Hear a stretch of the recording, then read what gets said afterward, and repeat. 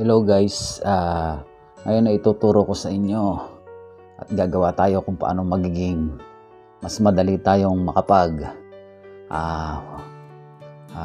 huhugas o makapag tatanggal ng dumi sa puwet. Oh my God! Kailangan natin lagyan ng hawakan dito rin sa kabila. Yan, i-screw na. Yan, pag na-i-screw na yan, di ba? Madali nang bubuksan. Yan. Yung tissue, yan lalagyan ng tissue diyan ilagay. Magputol tayo ng hanger para may pagpapasukan tayo ng toilet paper. Yan, nalaglag pa. Yan, yan babalakutin natin. Tapos yan, sisingit natin diyan sa loob. Yan. Tapos yan, sasara natin. Pagka naisara na natin, papasok natin dyan yung toilet paper. Papasok natin dyan.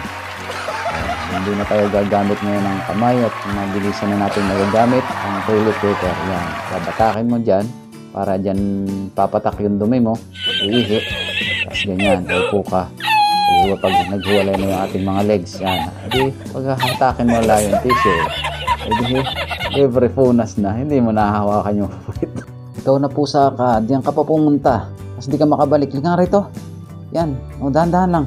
Yan. Ikaw. O, tris ka. O, dito ka. Dito ka sa yung nanay.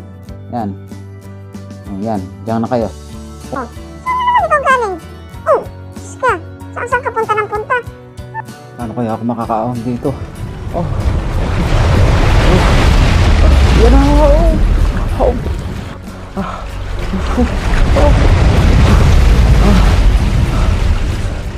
Hirap ulit. Iikot ka. Takot-takot mo. Ha? Hingi kami. Iikot ko talaga. Sobra ka na.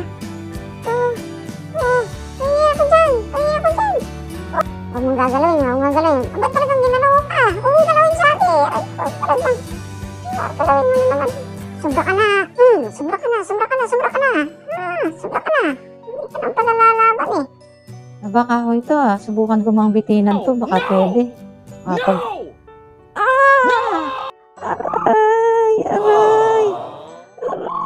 Aray, tulong. Aray. Ang sakit. Mama, ang ganda naman dito. Mama. Harap maglaro, parang Halloween.